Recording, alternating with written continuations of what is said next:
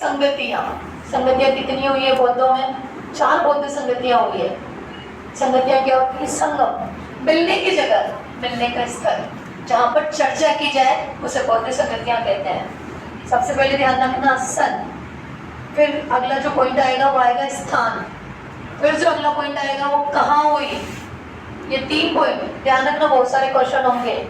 फिर अध्यक्ष कौन था, फिर राजा कौन था, और फिर वंश कौन सा था, कौन सा वंश। तो वंश रहेगा बच्चों हर्यक वंश। कौन सा वंश? हर्यक वंश। राजा कौन सा रहेगा? अजात शत्रु। कौन सा रहेगा राजा? अजात शत्रु। अध्यक्ष कौन है यहाँ का? महाकश्यप। कौन सा है? महाकश्यप। अगर तुम रियल में इस जगह को जाके देख लो, तुम नाक बंद करिए वापस पहुंच के जाओगे। मैं गई बिहार और मैंने जिद कर ली कि मुझे ये देखना है, और वहां जाके देखा तो पत्थर से बनी हुई एक गुफा है जिसमें जानवर विश्राम करते हैं। जानवरों में कौन से जो अपनी गलियों में डोलते हैं वो जानवर, समझ तो गए होंगे। तो ऐसी हालत हो रही है इस गुफा की। महाकश्यप कहाँ आयोजित हुई? राजगृह में। राजगृह की कहाँ है? सप्तवर्णी गुफा में।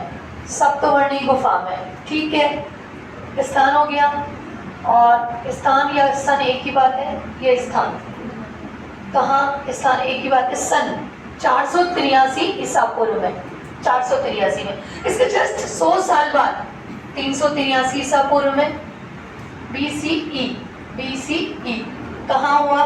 वैशाली में। वैशाली में अध्यक्ष कौन था? यश, आज आया नहीं है, और सर्वकामिनी। यश और सर्वकामिनी या शिशुनाग वंश, ठीक है। इसके बाद मौर्य वंश। ये मौर्य वंश, राजा कौन था? अशोक। कौन राजा? अशोक। जिसे कोई दुख ना हो उसे अशोक कहते हैं, कोई शोक ना हो। अध्यक्ष कौन था? मोगली पुत्र तिस्से। मोगली ये हुई थी 250 ईसा पूर्व में। फिर ये कब हुई? 78 से 101 ईसा पूर्व में। कहाँ हुई? कुंडलवन में। कुंडलवन कहाँ पड़ेगा? जम्मू कश्मीर में। अध्यक्ष कौन था? वसुमित्र। उपाध्यक्ष कौन था? उपाध्यक्ष जो था उसका नाम था अश्वघोष। क्या नाम था? अश्वघोष। We are bowling to Milton या गेटे ऑफ इंडिया।